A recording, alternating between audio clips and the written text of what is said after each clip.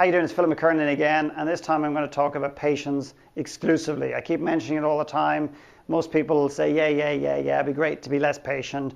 I know I'm impatient, but so be it. And we just want everything to happen yesterday, not tomorrow, not by 2 o'clock this afternoon, yesterday. We want to happen yesterday. So I want to just talk to you about leading on from the summit concept. So let's assume, we've picked our summit, okay, or you've got clarity, or you don't have clarity, but you decided to pick something anyway. Okay, so as I say, in the absence of clarity, pick something, and that way clarity comes either way.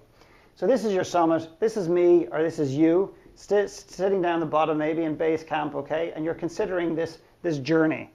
And I ask people at this in my workshops, I ask them, I say, well, what's the very first thing that you need to do if you're sitting down the bottom of a summit or an Everest or whatever, and you want to climb to the top? What's the very first thing you'll do? A lot of people say, oh, pack your bags, build your team. Let's assume all that shit's done, okay? You have all that figured out.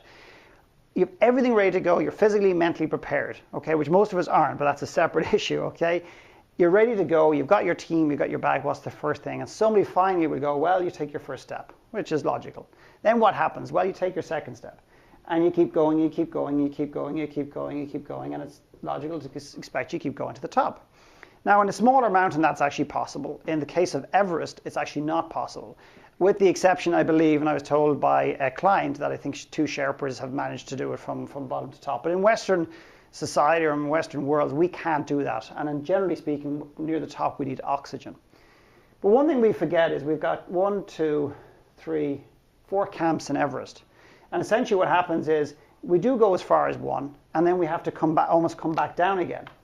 So we get to camp 1, and we have to come back down again. Sometimes we go back up to camp 2, and we have to come back down to base camp. And the reason for that is we have to acclimatize. We can't rush up this mountain like we do in society every day, because we would physically actually die. Okay, that's what happens.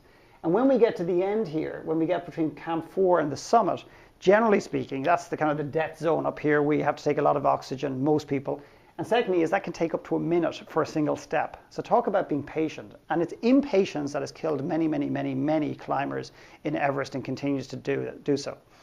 But of course, in society today, we go, fuck that shit. We want to basically build a cable car, and we want to build a cable car, we want to get on the cable car, and we want to go straight to the top. We don't want to wait. We don't want to climb and acclimatize. We don't want to wait and have oxygen. We don't want to go through the death zone. We don't want to have every step which takes a minute. We want it yesterday.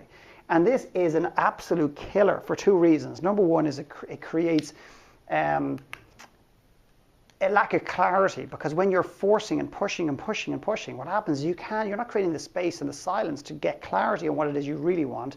And secondly is you're more likely to make more mistakes. And thirdly is it's just not a nice place to live from. It just really isn't, because there's a constant anxiety. And generally speaking, when you're impatient, that equals, no matter what you achieve in your life, it's never enough. It's just never enough. And impatient people tend to spend a very long time over many years not actually being extremely happy and fulfilled. So that's patience.